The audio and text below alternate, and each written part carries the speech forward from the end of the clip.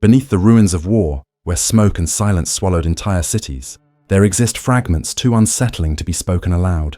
Fragments that never reached the history books, and perhaps were never meant to. Whispered in corridors of power, hidden behind stamps of secrecy, they tell of convoys that vanished without fire, of files burned not by enemies, but by hands sworn to protect the truth. They are shadows pressed between the lines of official reports, traces of things dismantled and reassembled in darkness, names erased so completely that their echoes seem like ghosts. Imagine standing at the edge of a locked vault, its steel cold to the touch, and knowing what waits inside is not a relic, but a secret deliberately buried. The question is not whether such silences exist. It is whether we dare to lift the lid and face what was hidden for reasons we may never understand. Chapter 1. The Vanished Files of Operation Harpoon. In the fading winter of 1945, the war in Europe was all but decided. The Wehrmacht was retreating on all fronts, and Allied command had shifted its focus from defeating Hitler's armies to securing the wreckage they left behind. Among the most sensitive priorities was the seizure of Nazi archives, personnel files, corporate records, and technical documents that would serve as the foundation for both future war crimes tribunals and the secret race to acquire Germany's science. One such collection was designated for extraction under the codename Operation Harpoon. The operation, organized by the British War Office and coordinated through MI6's Directorate of Plans, was small in scale, but critical in importance. A convoy of 3 lorries carrying classified documents seized from industrial offices in Munich, bound for intelligence facilities in London. Somewhere along the Brenner Pass in northern Italy, the convoy vanished. No wreckage, no bodies, no paperwork to mark its disappearance. The story of Operation Harpoon survives only through fragments scattered across declassified memoranda and the whispered recollections of men who were told never to speak of it. The origins of Harpoon trace back to late April 1945, when units from the British 8th Army entered Munich's industrial quarter and raided the regional headquarters of IG Farben. What they discovered was a trove of ledgers and coded communications implicating Farben executives in the deployment of experimental nerve agents, as well as minutes from secret meetings held with Allied corporate intermediaries dating as far back as 1941. According to a partially redacted War Office file, Major Thomas Elwood of the Intelligence Corps was tasked with securing the papers and transferring them under armed escort to the Allied Records Centre in London. The material, if genuine, would have provided proof not only of atrocities in the camps, but also of the collusion of certain Western firms in sustaining the German war machine.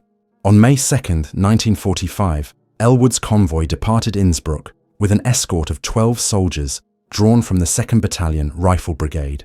3 lorries carried sealed crates, stamped with both War Office seals and improvised camouflage. The route selected for their withdrawal was the Brenner Pass, still considered volatile, as scattered Wehrmacht and SS units were retreating south in defiance of the surrender. The convoy never reached Verona, its designated checkpoint. Italian partisans later reported seeing trucks halted near Vipiteno around dusk, but their accounts were inconsistent. One claimed to have witnessed gunfire, another spoke of German-speaking men in American uniforms. No formal report of an ambush exists. The official war diary of the Rifle Brigade for that date contains no entry at all, an anomaly that archivists have long noted. The absence of wreckage has fueled speculation. The US Counterintelligence Corps, CIC, later compiled a memorandum, now declassified, describing rumors that OSS officers intercepted the convoy under direct orders from Washington. The alleged motive, securing industrial records that could embarrass American corporations with ties to Farben. In this account, the documents were quietly shipped to the United States, where they were divided between the Army Chemical Corps and private industry under a veil of national security. Supporting this version is a 1947 letter written by a junior officer of the British Foreign Office, who complained of sensitive files which have clearly been lifted by our American friends. The letter was intercepted and redacted before circulation. Other theories suggest a darker fate. A Soviet GRU intelligence summary, dated August 1946, reported that crates containing IG Farben communications had been seen in Moscow, delivered via a trade delegation in Vienna. If true, it would mean the convoy was betrayed from within, diverted and sold to Soviet handlers during the chaotic months of occupation. However, subsequent GRU references to the material vanish, as though the report itself was manufactured to sow suspicion among the Allies. No Soviet official ever produced the alleged papers, and Moscow has never acknowledged their possession. Perhaps most chilling are the testimonies of families who sought answers. Private Harold Dyer, a 19-year-old rifleman assigned to Elwood's escort, was officially declared missing in action. His mother received a letter in October 1945 explaining only that her son never returned from Europe. No grave, no location, not even a standardized condolence.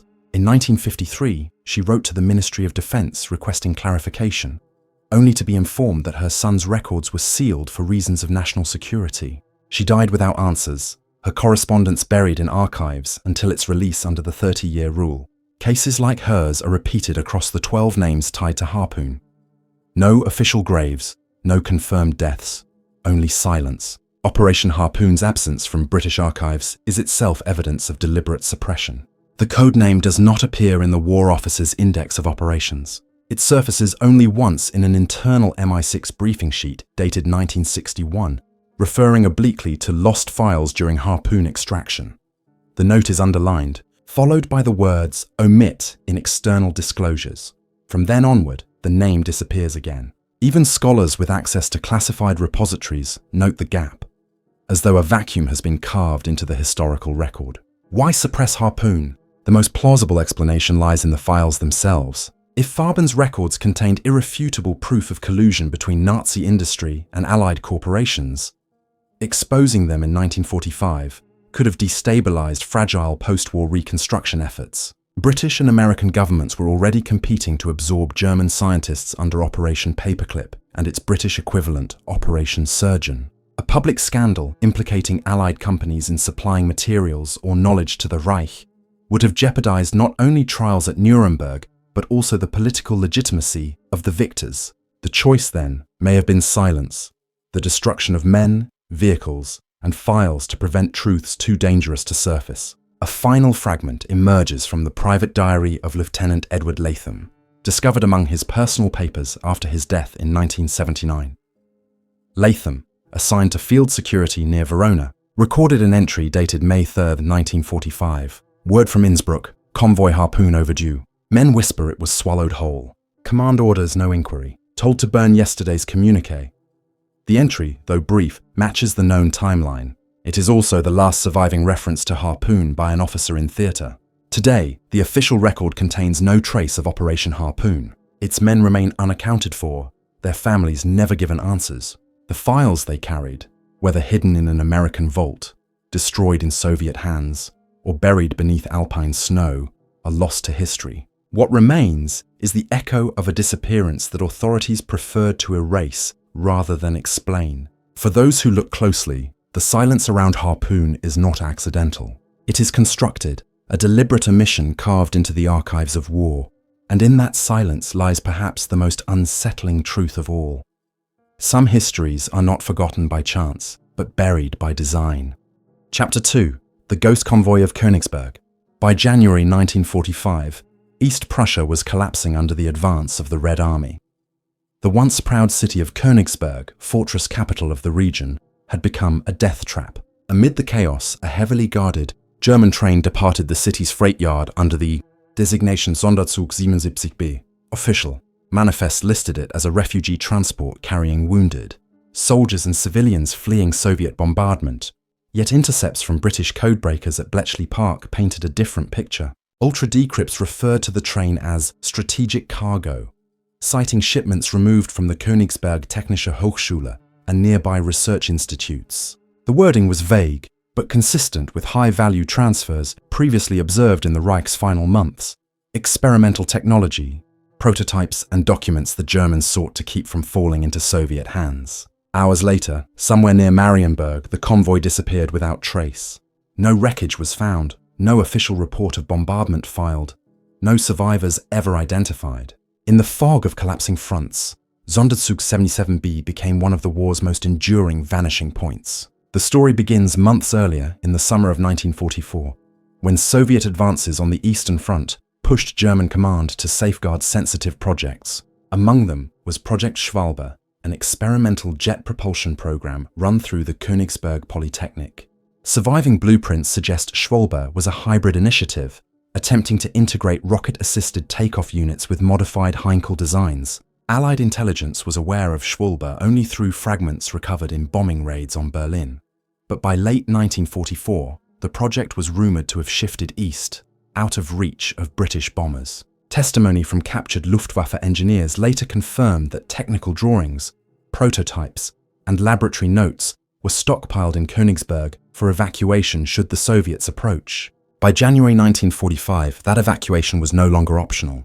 The composition of Sonderzug 77B remains shrouded in secrecy. According to a Soviet report written in March 1945, local civilians recalled seeing freight wagons sealed with lead locks and escorted by Waffen-SS guards. These wagons, 8 in total, were positioned between 2 coaches filled with wounded soldiers. The formation was typical of trains disguising sensitive cargo, a tactic designed to discourage Allied air attacks.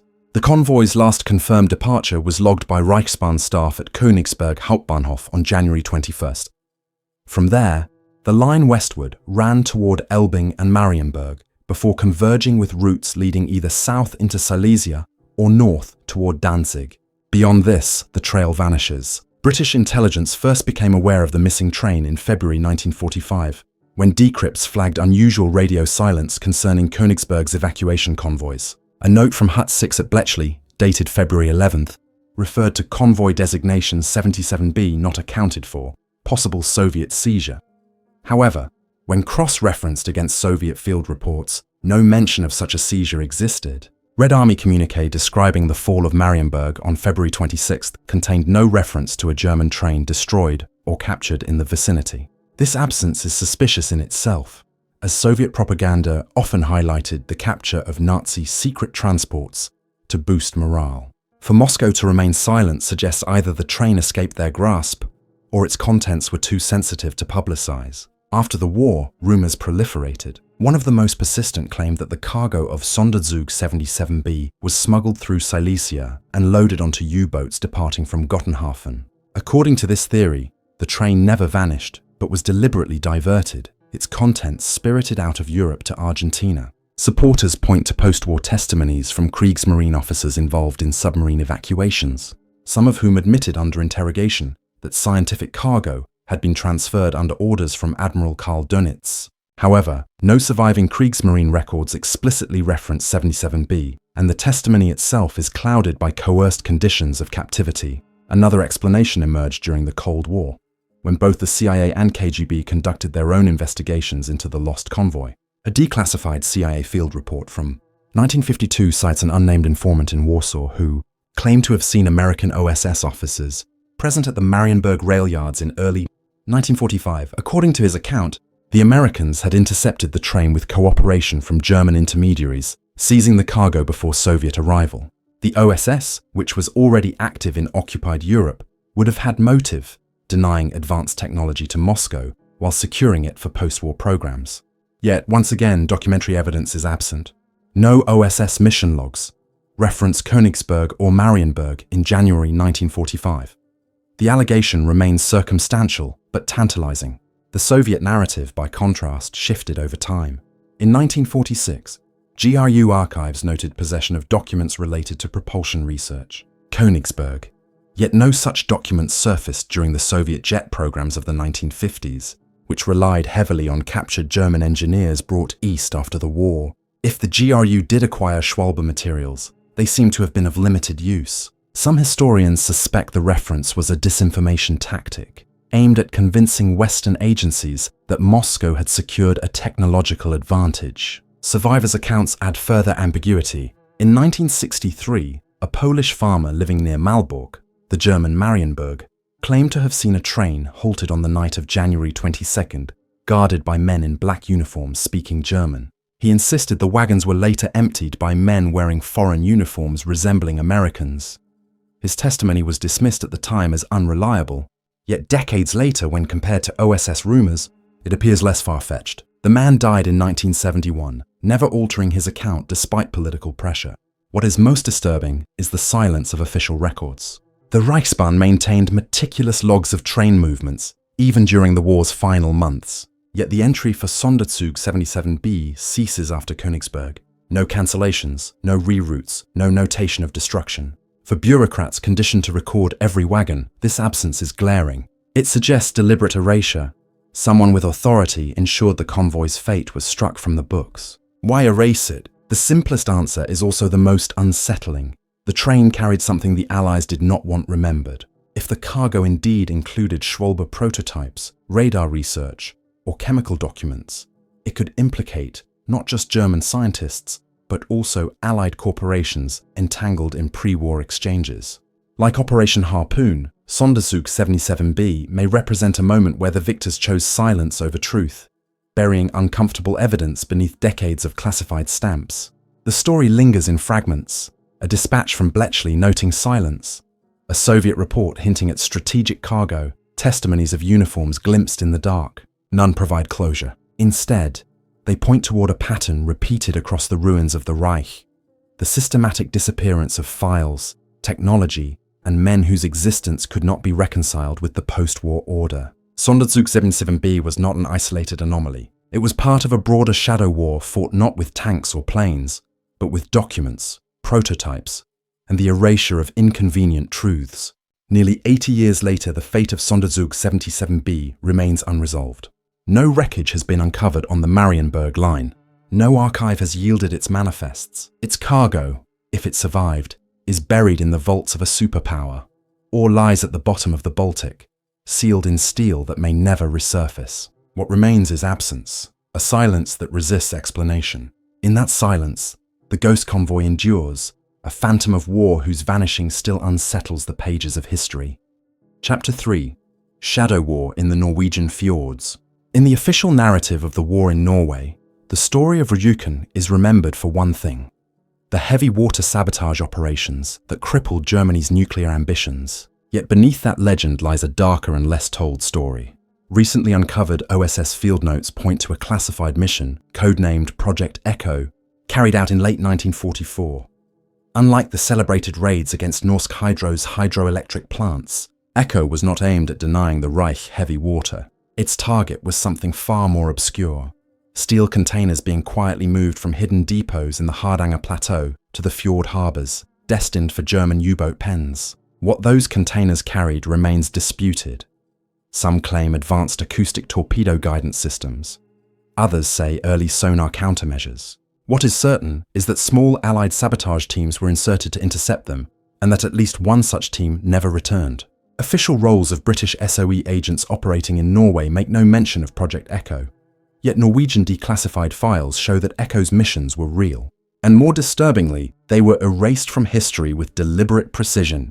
The trail begins with a dispatch dated September 1944, from OSS Station London to SOE headquarters. The message refers cryptically to movement of containers ex-Rjukan, priority intercept required. The Rjukan region was already well known to Allied intelligence, but these shipments did not fit the known pattern of hydroelectric equipment. Norwegian resistance agents, particularly those linked to Melog Group 211, reported unusual Luftwaffe presence near isolated caves in the mountains. Witnesses described trucks loading heavy steel drums, escorted by SS units, bound west toward the fjords of Hardanger. These movements intensified after Allied bombers struck German naval bases in Bergen, suggesting a link to maritime defense or submarine warfare. One operative, identified only as H. Larsen, in partially declassified Norwegian intelligence files, was tasked with shadowing one such convoy. Larsen's final report survives only in fragments, handwritten notes smuggled to London by courier. In them, he described crates bearing stenciled markings of the Kriegsmarine Torpedo Versuchsanstalt, TVA, the torpedo testing establishment based in Eckernförde. The presence of TVA markings in Norway raised immediate suspicion. Allied navies were already suffering losses to German acoustic torpedoes, particularly the G7E's Zaunkönig, which homed in on ship propellers. If the crates indeed carried new variants or countermeasure prototypes, their interception was of utmost importance. Project Echo was formed in response. A combined OSS-SOE detachment was assembled in Scotland, trained for high-altitude insertion across the Hardanger Plateau. They were led by Captain William Fletcher, a former mountaineer turned intelligence officer, with Norwegian guides drawn from resistance cells. Records indicate at least 2 Echo teams parachuted into Telemark in October and November 1944. Their objective was not sabotage of infrastructure, but direct interdiction of convoys, an operation closer to theft than destruction. Success would mean seizing documents or components before they reached Bergen, where they could be shipped to Germany via U-boat. Echo's missions were conducted under a veil of secrecy so thick that even after-action reports appear censored. Surviving SOE files list Fletcher's detachment as unaccounted for after November 14, 1944. The Norwegian government in exile in London was informed only in vague terms that operations continue in Telemark. In reality, Echo's operatives clashed with German forces in at least 2 known engagements. Norwegian villagers in the Mobodalen Valley later recounted hearing heavy gunfire at night, followed by explosions in areas where no official battles were recorded. Weeks later, Luftwaffe patrols intensified, sweeping the plateau with searchlights and aircraft. Whatever the Echo teams attempted, it had drawn unwanted attention. The mystery deepens in what followed. By January 1945, intercepted Enigma traffic revealed that several Kriegsmarine research shipments had successfully departed Bergen by submarine. One message, later decrypted by Bletchley, referenced Komponente für Täuschkörpergerät, components for decoy device. This suggested that at least some of the containers may have held parts of bold sonar decoys used by U-boats to evade Allied depth charges. Yet the same message also referred to Neuartig Steuerungseinheit, novel control unit, a phrase vague enough to hint at experimental guidance systems. If these reached Germany intact, they may have been folded into the late war evolution of torpedo and submarine defenses. By 1945, Allied escorts in the Atlantic reported increasingly erratic torpedo behavior, some attributed to prototypes that were never formally catalogued. What of Larsen, the operative whose notes first identified the TVA markings? His fate remains one of Project Echo's most haunting blanks. After his last report, no further communication was received. His name does not appear in post-war commendation rolls of the Norwegian resistance. Unlike many of his comrades, he was not decorated, nor even officially acknowledged as a combatant. When his family petitioned the Norwegian government in 1952 for recognition, they were told no record of his service existed. This erasure, combined with the secrecy surrounding Echo, has led some historians to suspect deliberate suppression, perhaps because the operation failed, or perhaps because its results implicated post-war powers. Evidence for suppression surfaces in Norwegian archives declassified in 1998. Among them is a memorandum from 1947, written by an official in the Ministry of Defense, warning of sensitive reports from wartime operations in Telemark concerning equipment now in possession of Allied naval authorities. The memorandum ordered the files sealed indefinitely, citing risks to NATO relations. By then, Norway had joined the alliance. An open disclosure of Allied appropriation of German research from Norwegian soil may have caused political embarrassment. Indeed, fragments of Project Echo may live on in Allied naval programs. The US Navy, beginning in 1946, tested a series of acoustic torpedo prototypes whose lineage is curiously undocumented. Some featured guidance systems strikingly similar to late-war German designs, yet no clear paper trail shows how the technology crossed the Atlantic. British records show a similar gap. The Royal Navy's Foxer decoy countermeasure underwent abrupt improvements in 1945, improvements unaccounted for in official development reports. The implication is chilling, that Echo's seizures were not failures, but successes quietly absorbed into post-war arsenals, with the men involved written out of history to protect the secrecy. Local memory in Norway preserves Echo's ghost in a different form. Elderly villagers still speak of foreign operatives appearing suddenly in the mountains, asking for shelter, then vanishing. One tale describes bodies discovered by farmers near Lake Moosvatten in early 1945, hastily buried by German patrols. No official record confirms this, yet oral tradition has carried the story forward, adding to the sense of a campaign deliberately hidden. For these communities, the shadow war in the fjords was real, even if their government insists otherwise. By war's end, the Allied narrative of Norway was simplified for public consumption. The heroism of heavy water saboteurs, the eventual liberation of Oslo, the defeat of German garrisons. Project Echo, with its failed missions, missing operatives, and questionable seizures, had no place in this triumphant account. It was consigned to sealed files, unacknowledged even by those who commanded it. Only now, Through scattered declassifications and survivor testimonies does the outline emerge. And what it reveals is unsettling. A war fought not just against German occupation, but over the spoils of technology, where lives were expendable and truths inconvenient. The Shadow War in the Norwegian Fjords is a story without an ending. The crates carried out of Rjukan were never recovered. The men who tried to intercept them were never honored.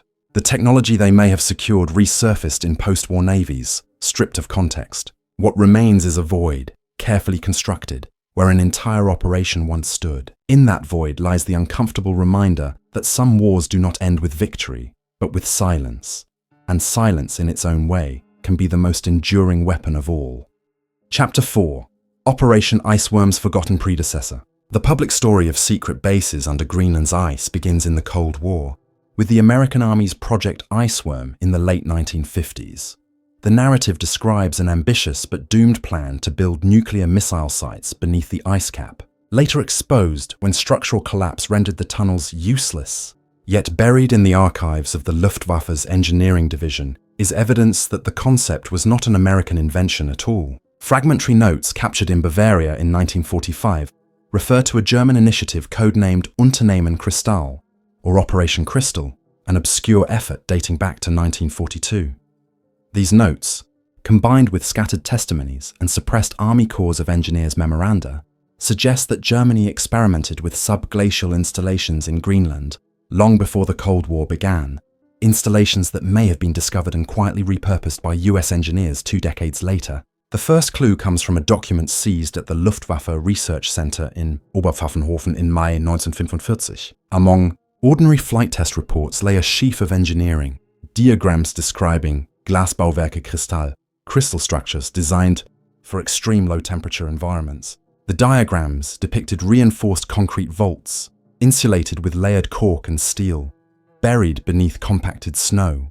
The accompanying notes, written by an engineer identified only as Hauptmann K. Riedel, referenced Nordoststützpunkt bei Scoresbysund. Scoresbysund, on Greenland's east coast, had been the site of German weather stations since 1941.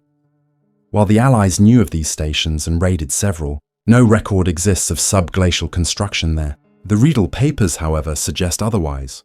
During the war, Greenland's importance was underestimated by most. For the Germans, however, it offered 2 critical advantages: weather intelligence for the Battle of the Atlantic and potential staging grounds beyond Allied bomber range. By 1942, the Kriegsmarine had established clandestine bases for meteorological teams, supported by U-boats. Unternehmen Kristall appears to have extended this concept into infrastructure, buried facilities designed to house not just radio stations but possibly research equipment. Surviving fragments of Riedel's correspondence mention neuartige Verstärker für Funkgeräte, novel amplifiers for radio equipment, hinting at experimental high-frequency communications beyond the reach of Allied interception. Eyewitness fragments also exist. In 1959, when the US Army began exploratory drilling for Project Iceworm near Camp Century, engineers allegedly encountered reinforced concrete walls buried far deeper than any wartime American installation could have been. A redacted Army Corps of Engineers memorandum, declassified only in 1988, notes contact with unknown prior construction beneath eastern test boreholes. The phrase prior construction was later struck out in retyped versions of the report. Those who reviewed the original insisted the structures did not resemble natural formations, describing smooth surfaces consistent with poured concrete. The documents were classified immediately and never publicly acknowledged, yet they point to the possibility that German work in Greenland predated American plans by nearly 20 years. Skeptics argue that no wartime German records outside of Riedel's notes confirm Kristall, but wartime silence may itself be revealing. Subglacial projects would have been classified above even V weapons, known only to a handful of Luftwaffe engineers and Reich research staff. Allied intelligence reports from 1943 describe strange radio interference detected during patrol flights over Scoresbysund, including anomalies suggesting bouncing signals off ice layers. While dismissed as atmospheric distortion, the timing aligns with Riedel's proposed amplifier systems. If Kristall existed, its purpose may have been to create hidden relay stations, communications hubs buried under ice, immune to detection by reconnaissance aircraft. The geopolitical implications after 1945 are equally troubling. If American engineers in 1959 discovered traces of crystal during Project Iceworm, they did not build upon empty land. They may have been inheriting unfinished German installations, adapting them for their own nuclear missile program. Declassified NATO cables hint at awareness. One 1962 message from US Army Europe. Headquarters refers to ancient ice substructures complicating Camp Century excavation. No public explanation followed. Instead, Camp Century was abandoned in 1966, officially due to ice instability. Yet suspicions linger that instability was not the only reason. That discovery of prior German tunnels rendered the project politically and strategically toxic. Norwegian records add a final unsettling note. A 1946 report from the Norwegian Polar Institute describes foreign concrete works encountered by hunters near the Scoresbysund region, already collapsing under ice.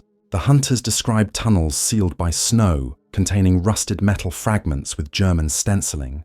The report was filed quietly, never circulated beyond internal channels. When Norwegian archivists attempted to locate it in the 1970s, the file had been removed, its catalogue entry replaced with a blank card. Only through misfiled copies did fragments survive, corroborating at least part of Riedel's claims. If crystal was real, it represents an overlooked chapter of German wartime engineering, one with disturbing consequences for the Cold War.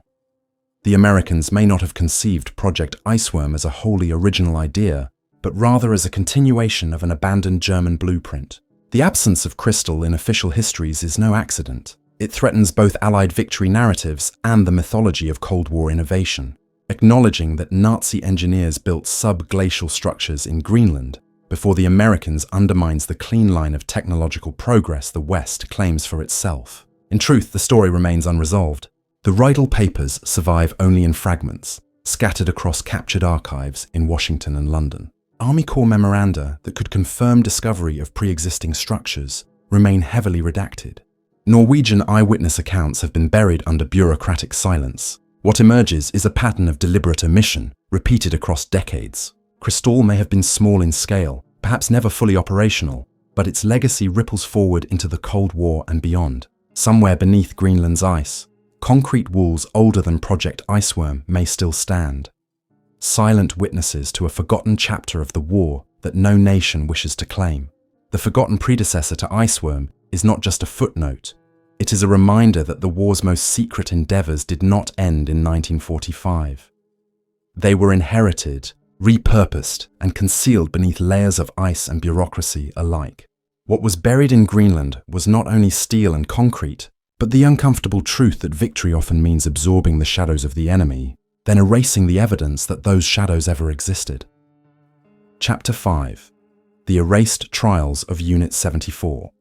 In the aftermath of Germany's surrender, as the Allies carved Europe into zones of occupation, not all operations were meant for public scrutiny. Along the shifting frontier of Trieste in 1946, amid the chaos of Yugoslav partisans, British troops, and American military government, there existed a joint Anglo-American interrogation center, known in scattered references only as Unit 74. Officially, it never existed. No War Office or OSS records identify it, and no post-war tribunal testimony mentions its name. Yet fragments in declassified CIA files and Italian police reports hint at its existence. For less than a year, Unit 74 processed some of the Reich's most elusive fugitives. SS officers fleeing the Balkans through the Rat Line, chemists implicated in gas experiments, and industrial managers tied to war crimes. Unlike Nuremberg, Unit 74's trials left no transcripts, no verdicts, no graves. Its prisoners vanished, and the unit itself dissolved into silence, its files erased as though the program had never been born. The first evidence of Unit 74 comes not from Allied records, but from the testimony of Italian villagers in San Dorligo della Valle, just outside Trieste. In late 1946, they spoke of convoys arriving at night, escorted by jeeps marked with both British and American insignia. Prisoners, often in ragged Wehrmacht uniforms or plain clothes, were marched into a requisitioned textile factory. Within weeks, the convoys stopped and the building was emptied. When locals later attempted to search the site, they found the interior stripped, its walls freshly painted, its floors scrubbed clean. No documents, no uniforms, no trace of what had occurred inside. The villagers were warned not to ask questions by Allied military police, yet their recollections match precisely the coordinates where post-war maps indicate a blank, unregistered compound, the supposed location of Unit 74. A second fragment comes from a partially declassified OSS cable dated February 1946, addressed to Washington from Mediterranean Command, Trieste. The cable references processing of Category A fugitives, designation 74, with instructions to expedite transfer. Category A was OSS terminology for high-value targets, scientists, intelligence officers, or figures linked to chemical and biological programs. Among them was allegedly Dr. Helmut Krüger, a Gestapo chemist connected to nerve agent trials on forced laborers in the Balkans. Krüger's name disappears from every subsequent record. He does not appear in Nuremberg files, nor in Operation Paperclip rosters. Yet decades later, a redacted US Army Chemical Corps memorandum from 1952 mentions consultations with H. Krüger, formerly detained in Trieste. If true, Krüger had not been prosecuted but absorbed directly into American programs, bypassing justice entirely. Unit 74 appears to have been the mechanism that enabled such transfers. Evidence from the British side is equally opaque. The War Office's 1947 interrogation summaries contain a blank series of catalogue numbers, missing pages between reports filed from Vienna and those from Naples. Former archivists note that the missing numbers correspond to the period when Unit 74 operated. Inquiries decades later revealed that the Ministry of Defense had no record of any facility designated 74 in Trieste. Yet one internal memorandum, mistakenly released under a Freedom of Information request in the 1990s, contained a line referencing problems with discipline and methods at 74 Trieste facility. The line was struck through and the memorandum reclassified, but copies survive. What those methods were is left to imagination. Those scattered Italian police complaints describe shouts in German and English heard at night, accompanied by reports of corpses quietly buried in unmarked ground near Monrupino. The CIA's own declassified histories admit obliquely that Trieste was a hotspot for ratline traffic, the escape networks that ferried Nazis to South America through Italy. Priests, smugglers, and compromised Allied officers all played roles. But in this network, Unit 74 seems to have been both a filter and a funnel. Those deemed useful, chemists, engineers, intelligence experts, were quietly extracted to Britain or the United States. Those considered expendable vanished, their existence denied. One OSS officer, interviewed privately in the 1960s, recalled being told that Unit 74 was not a prison, but a sieve. When asked what happened to those who slipped through, he refused to answer. Local records confirm disappearances. The Municipal Registry of Trieste lists a cluster of unidentified bodies recovered from nearby forests in 1947. All were adult males, none local, and all buried without ceremony in common graves. Contemporary police files note the corpses bore signs of restraint and blunt trauma. Yet no investigation followed. The files themselves disappeared from police archives until resurfacing in 1978, misfiled under missing property. By then, no one remained who could explain why Allied authorities had forbidden inquiry. The timing coincides exactly with the dissolution of Unit 74, which ceased to appear in OSS traffic after mid-1947. Why erase an entire facility from history? The answer lies in post-war politics. In 1946 and 1947, as the Cold War crystallized, both the US and Britain prioritized denying skilled German specialists to the Soviets. Official programs like Operation Paperclip in the United States and Surgeon in Britain openly recruited Nazi scientists, but these programs operated within limited oversight and eventually became public knowledge. Unit 74, by contrast, appears to have been a darker mechanism, a black site designed to process fugitives outside any formal framework, where accountability was impossible and results were classified. Its erasure may have been deliberate, ensuring that men absorbed into Allied programs could never be linked to war crimes, and that those eliminated could never be traced. Survivor testimony is almost non-existent, save one. In 1961, during a war crimes trial in Yugoslavia, a former SS officer named Otto Ehrlich claimed he had been detained in a camp near Trieste under Anglo-American guards in 1946 before being transferred to the United States. His testimony was dismissed as self-serving, but his timeline matches the known period of Unit 74's operations. Ehrlich vanished after the trial, never appearing in prison records. Whether he was silenced, resettled, or eliminated remains unknown. His words, however, remain the only first-hand claim of survival. Today, no official archive acknowledges Unit 74. Its name exists only in fragments, a struck-through memorandum, a line in an OSS cable, the fading memory of villagers who watched convoys vanish into a factory that no longer stands.